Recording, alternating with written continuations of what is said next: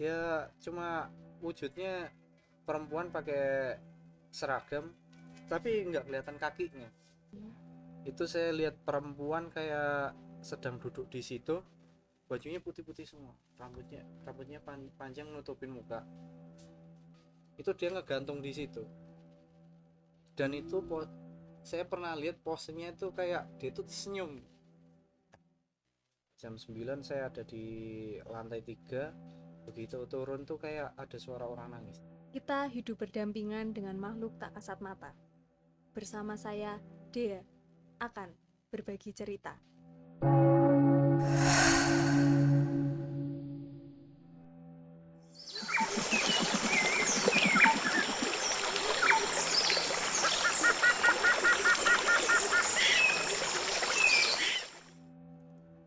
Malam ini kita kedatangan narasumber baru yang akan menceritakan kisah-kisah horornya.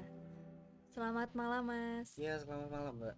Mas, boleh diperkenalkan nggak sama teman-teman Unfocus? Nah, ya, perkenalkan, nama saya Randy dan profesi saya sebagai seorang pelaut. Wah, seorang pelaut pasti punya banyak sekali cerita-cerita mistis ya, Mas ya? Iya. Nah, aku mau tanya nih, Mas. Awal mula Mas Randy itu bisa melihat sosok tak kasat mata itu di mana dan bagaimana tuh, Mas, ceritanya? Iya, pertama saya mulai dari dulu waktu masih di asrama ya, asrama tentara, dan juga di akademi pun saya juga punya cerita. Di laut saya juga punya cerita soal hal-hal yang berbau mistis ya, Mbak ya. Mungkin pertama saya mau menceritakan tentang yang di rumah. Yang di asrama ya, Ya, yang asrama di tentara. asrama.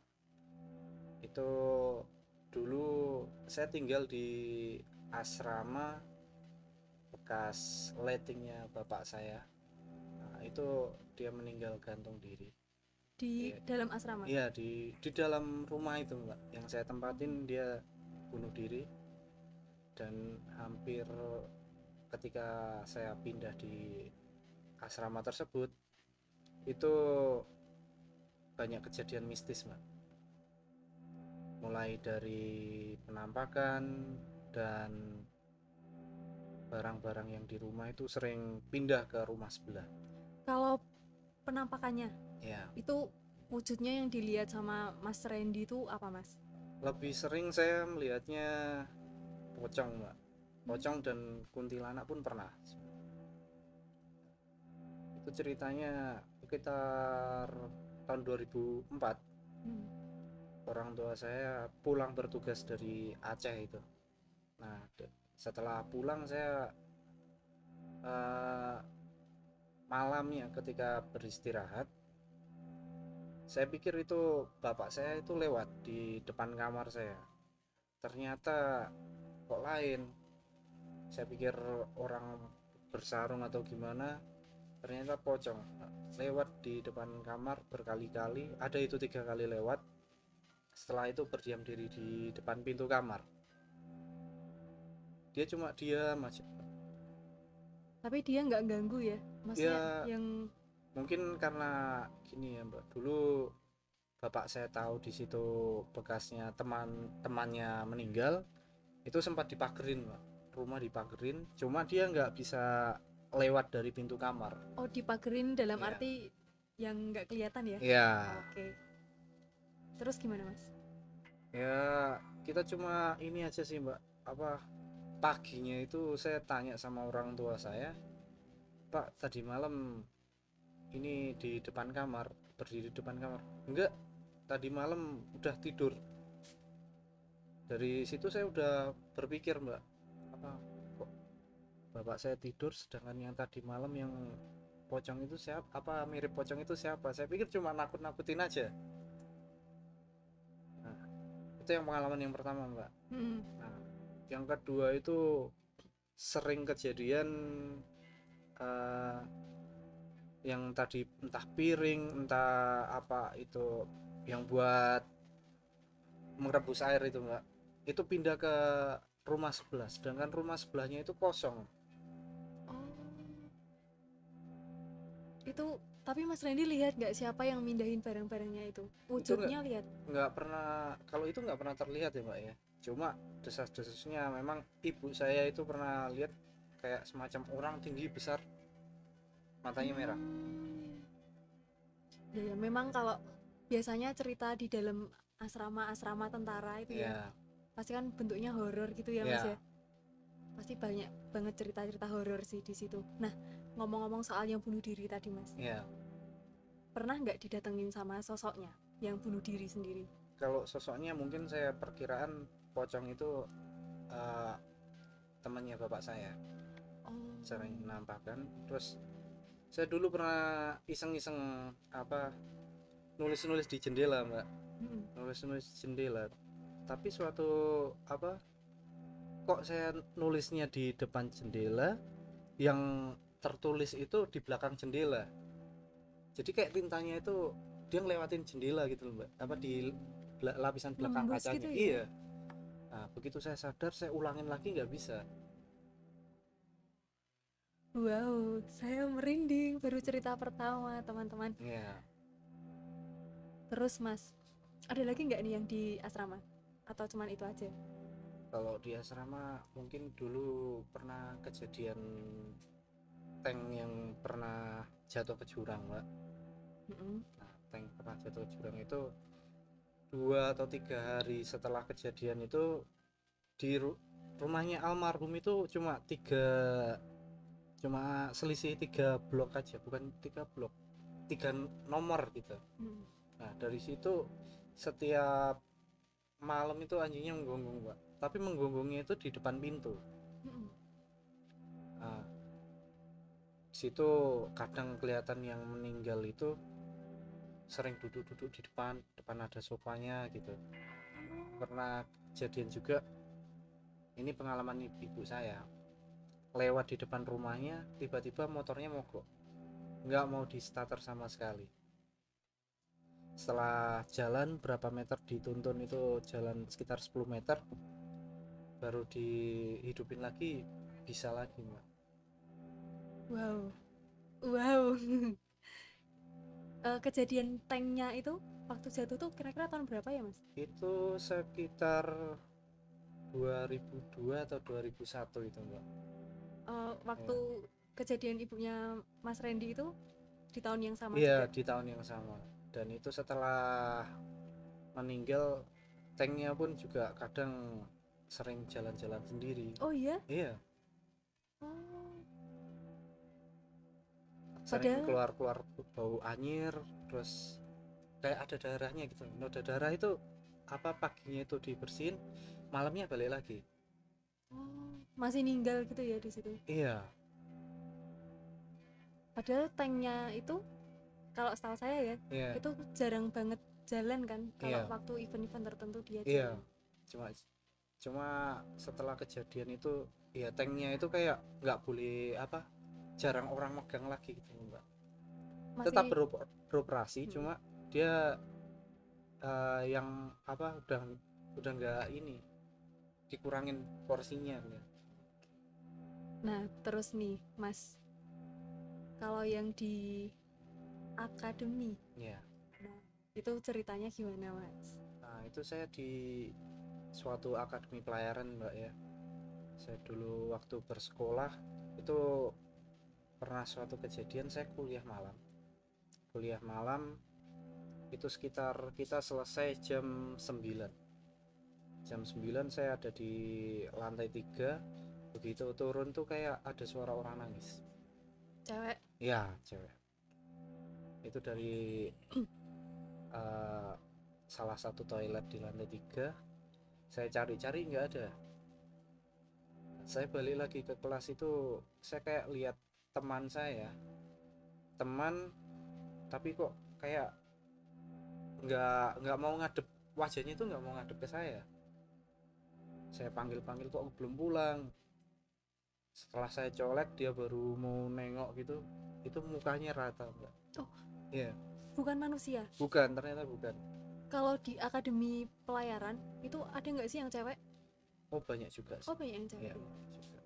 Mas bisa deskripsiin nggak wujudnya sosoknya itu seperti apa, dia pakai baju apa atau warnanya gimana gitu. Ya kita pakai uniform PDH kalau orang bilang ya, Mm-mm. pakaian dinas. Nah itu tapi di ya namanya orang akademi kan biasa botak-botak gitulah mbak. Mm-mm. Ya, itu saya lihat dari belakang masih kayak temen. Mm. Begitu dari apa dicolek terus ngadep ke saya itu, ini benar-benar nggak ada hidung nggak ada mata gitu, benar-benar flat gitu. Terus yang dia lakukan apa waktu Dia nengok? cuma nengok aja, habis itu kan otomatis karena saya kaget, saya lari keluar itu mbak, lari keluar itu udah nggak berani nengok lagi ke dalam. Tapi itu pernah ada kejadian nggak mas di akademi itu? Kok Ah, bisa sampai ada muka rata itu? Ada cerita-cerita gitu? kalau di akademi sih seringnya gini, mungkin kan kalau di akademi pelayaran dulu terkenalnya banyak yang mati Oh, ya.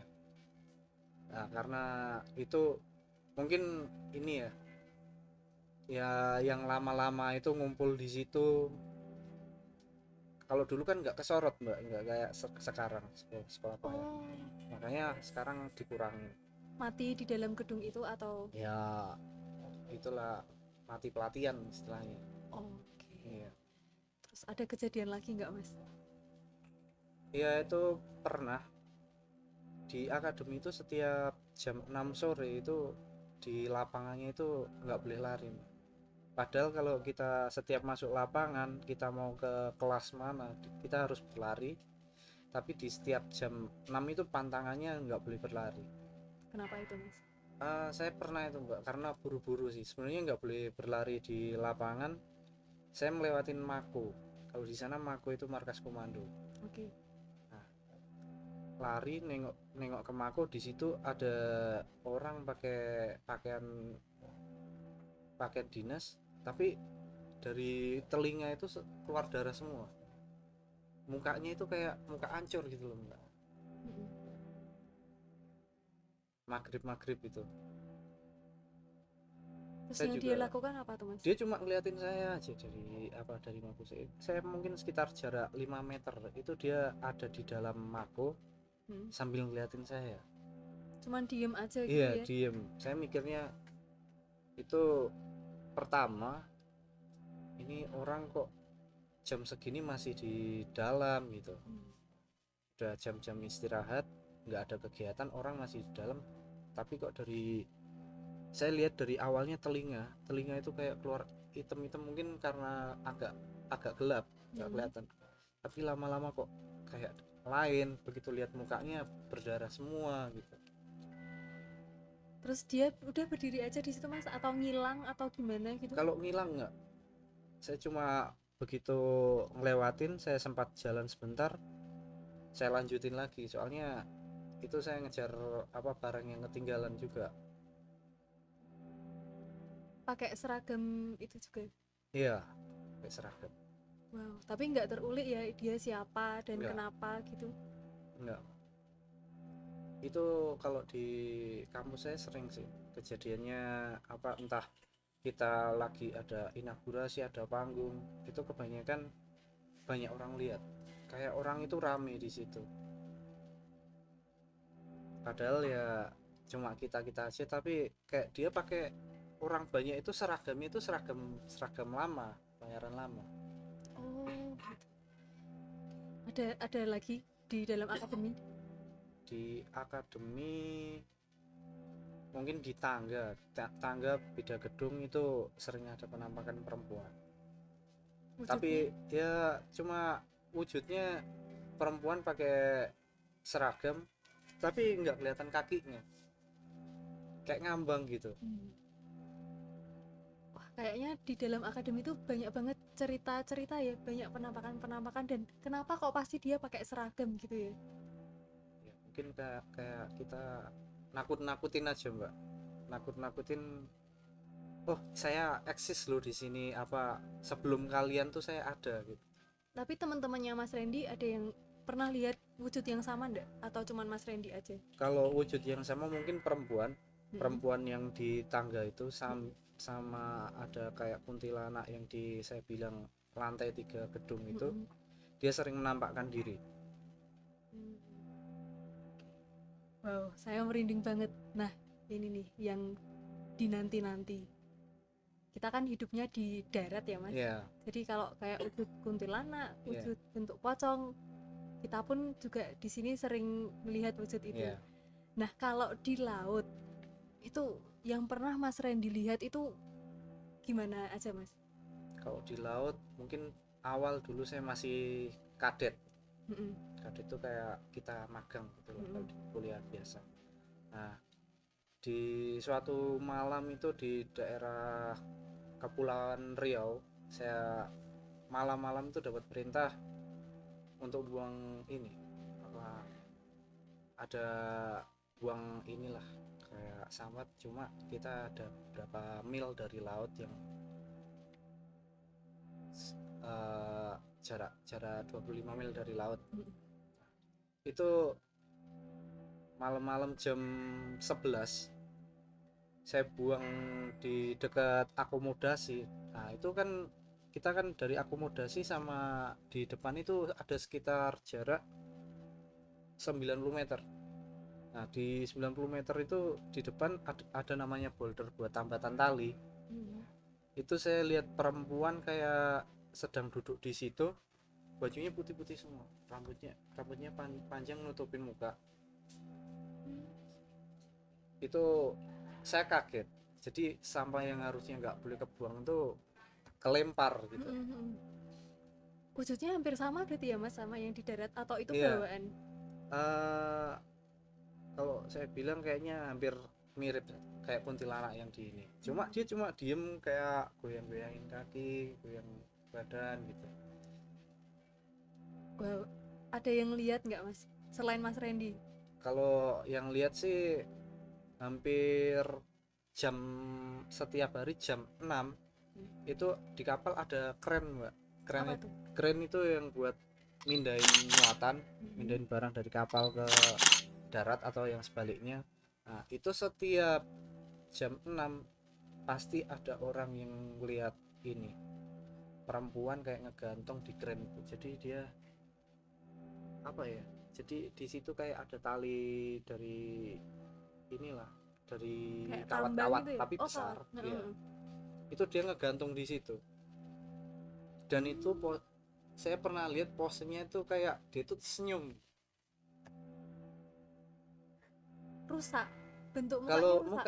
mukanya sih kayaknya nggak rusak nggak apa, cuma dia itu pose apa kayak kegantung tapi senyum.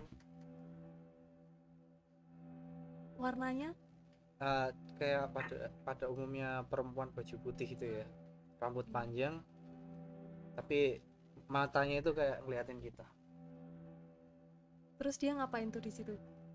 Dia itu cuma nampakin diri aja di apa di keren itu ya, tapi selepas entah jam 7 jam 8 itu udah nggak ada orang lihat, tapi hampir setiap hari orang itu lihat. Oh, dimanapun Iya. lokasinya ya pasti si Kalau jam Mbak itu 6 ada. itu dia pasti di grade, seringnya di grade. Kalau yang lainnya, wujud lain atau kejadian lain gitu, Mas?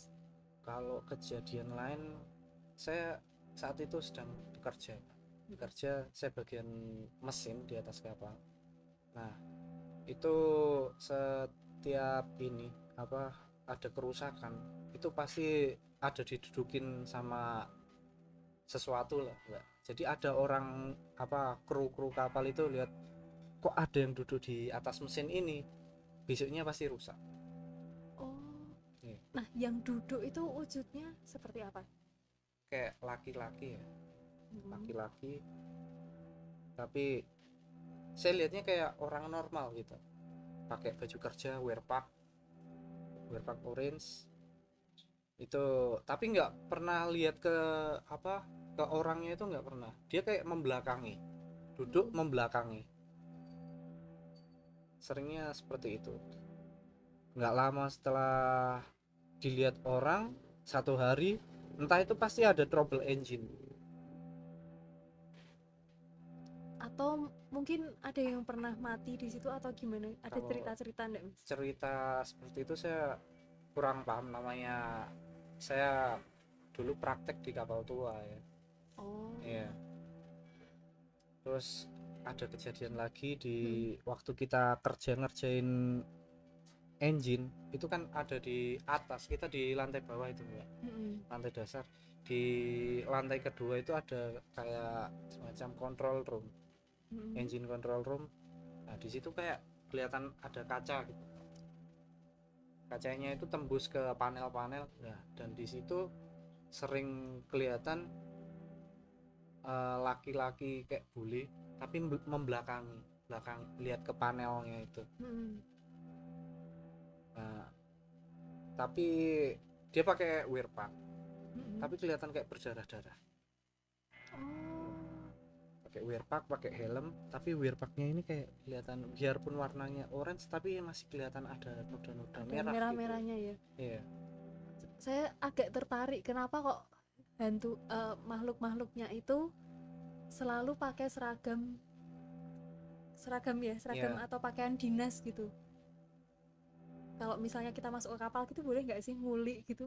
Oh kalau di atas kapal eh, kayaknya boleh, cuma ada prosedurnya sendiri, nggak sembarangan orang bisa naik ke atas. Nah, kejadian lainnya nih, Mas. Ada lagi nggak, Mas? Mungkin yang Eh, di lautan gitu. kalau di laut sih itu jam jaga teman saya ya Mbak ya. Mm-mm. Saya jaga sekitar jam 12.04. Itu teman saya yang jaga di atas itu kayak pernah lihat gerbang di Mm-mm. daerah Sulawesi itu. Di ujung Sulawesi saya waktu dari pelayaran dari Makassar ke daerah Kupang, Mm-mm.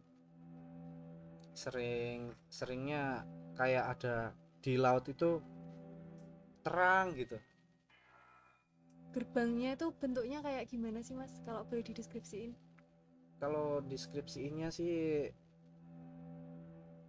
ya sekitar, kita nggak bisa ini ya Mbak, kira-kiranya kapal saya dimensinya sekitar 100 kali 26, itu lebih besar dari kapal. Mm-mm. Terus gerbangnya itu ngapain gitu loh, Mas, di situ? Kalau mitosnya yang di sana ya Mbak ya, kalau kita ngelewatin gerbang itu kayak bakal hilang gitu. Oh, jadi gerbangnya itu dia mensugesti awak kapal gitu Iya, ya, biar kayak seakan-akan di laut itu kayak ada gerbang, habis mm-mm. itu kayak ada di bawah air itu terang sekali, kayak ada sebuah kota di bawah air. Oh, oke. Pernah nggak waktu itu, waktu di kapalnya Mas Randy Iya. nih, lihat gerbang dan hampir masuk ke situ? Dulu ya pas jam jaga teman saya itu hampir hampir, cuma setelah itu ada yang jaga kan berdua Mbak, Mm-mm. dia selesai makan naik ke atas, kok rutenya lain, udah keluar sama GPS, dia nggak tahu kalau ada lihat gerbang atau apa, habis itu dibelokin lagi ke rute yang benar. Untung sadar ya, Iya. kalau tersugesti mungkin aja bisa aja waktu itu Kak Mas Randy juga Iya. ikut masuk ke dalam situ Iya. ya. Oke, ada kejadian lain Mas atau hanya itu aja? Eh, Kejadian lain yang buat saya ini kayak seringnya kayak lihat teman sendiri Mbak. Mm-mm. Selepas saya lepas jaga itu saya naik ke geli, kalau di sana namanya geli, Jelly itu dapur. oke. Dapur. Lepas jaga itu ada orang lewat di samping kapal, saya mikir kayak teman saya sendiri, saya panggil Mm-mm. namanya si Fahdi, bang mau kemana bang, saya panggil itu kayak dia cuma lewat aja, Mm-mm. lewat aja, enggak ini. Saya cuek aja, di situ saya ke dapur bikin makan selesai, saya ke atas lewat kamar dia, saya panggil, ini kenapa sih dipanggil kok diam aja. Enggak ada bos, ini saya dari tadi cuma selesai jaga langsung ke kamar, nggak ada kemana-mana. Mm. Langsung saya ngeri sendiri, saya tadi sama siapa gitu, Mm-mm. papasan sama siapa. Ya seringnya kayak gitu, jadi mulai lepas jaga, sering lihat apa laki-laki lewat gitu, kayak mirip temen. Hmm. Memang ya, karena kita kan biasanya di darat, terus Iya, tiba-tiba kita ada di air. Mungkin karena dimensinya beda, terus kita sering lengah gitu ya, iya, faktor kecapean juga bisa. kecapean juga. Mas Randy, Ya, dari kejadian-kejadian tadi, kalau menurutku sih yang paling menyeramkan itu ada di akademi ya, iya. sama yang di kapal. Nah, kejadian yang paling bikin Mas Randy takut di akademi sama di kapal itu apa, Mas? Kalau kejadian seringnya di waktu di apel ya mbak ya, waktu di akademi itu lewat jam 6 sore kita udah nggak boleh berhitung personil, itu nggak boleh. Jadi kalau di akademi kan setiap sore kita ada apel sebelum kita pulang. Nah, kejadiannya itu jam setengah 7 itu apel, kita siapkan personil. Itu biasa namanya apa, akademi kan baris berbaris kan. Nah, kita hitung personil, komandan udah bilang berhitung mulai, itu 1 2 3 sampai seterusnya. Setelah dihitung itu pasti lebih dari satu mbak, pasti ada yang teriak 11 padahal kita cuma ada 10 baris. Dan waktu dicek lagi Dicek wujudnya lagi nggak ada nggak ada. wujudnya, cuma setiap diulangi pasti sama, lebih dari satu orang. Dan akhirnya sekarang baris berbaris dan hitung berhitung di atas jam 6 sudah nggak ada lagi karena hal itu. Kalau apelnya masih mbak, cuma kita dilarang berhitung ya. Kalau di laut, Kalau di laut uh, ini mungkin ya, di depan di haluan, di kalau di kapal depan itu haluan mbak, itu ada store store buat kita nyimpan cat, roll atau alat-alat itulah. Itu seringnya kalau malam orang udah nggak berani ke sana mbak. Jadi kalau ada order apa malam-malam, tolong ambilin ini di depan, itu semua orang takut. Mungkin karena perempuan itu ya mbak yang tadi saya ceritakan, jadi kayak entah ada suara ketawa atau suara orang menangis, dan itu keras, jelas banget, kayak nempel di telinga gitu. yang gantung tadi itu ya. Iya, itu jadi kalau udah malam nggak, jarang orang berani ke sana biarpun ditemanin. Nah, kalau di darat sama di laut pasti kan beda ya, Mas. Kalau Iya, kita di darat itu kadang ada ketakutan, misalnya kita tahu di sini ada apa, waktu kita jalan mau ke sana kita nggak berani. Nah, iya. kalau di kapal itu sama nggak sih? Kayak jalan yang orang takut gitu ya. Hmm. Nah, tadi saya cerita yang ada teman saya yang selepas jaga lewat, itu di belakang dapur ada namanya refrigerator. Jadi tempatnya nyimpan bahan makanan. Di situ orang jarang lewat juga sih. Karena selain penerangannya kurang, di hawa-hawanya itu udah lain. Lebih dingin, lebih singgup gitu Iya, ya. iya. Kalau Mas Randy sendiri, tempat yang paling ditakuti di kapal itu apa, Mas? Kalau tempat mungkin refrigerator itu tadi, sama di store depan. Oh, yang Store, ya, ada ya. mbak gantung itu ya. Iya, di situ sering sekali, jadi orang jarang ke sana kalau udah malam. Bahkan kalau di siang hari pun masih kerasa gitu. Kita begitu mau masuk itu udah kayak merinding. Saking kuatnya Iya, energinya ya, karena iya, mungkin sudah lama juga di situ ya. iya,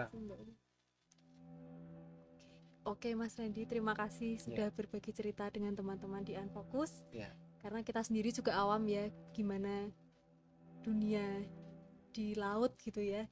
iya. Untuk teman-teman yang ingin mendengarkan cerita-cerita mistis, Silahkan teman-teman untuk like, komen, dan subscribe Unfocus Channel untuk mendengarkan cerita yang selanjutnya. Di sini kita berbagi cerita dan pengalaman. Tetap waspada, mereka ada di sekitar kita. Tetap di Unfocus.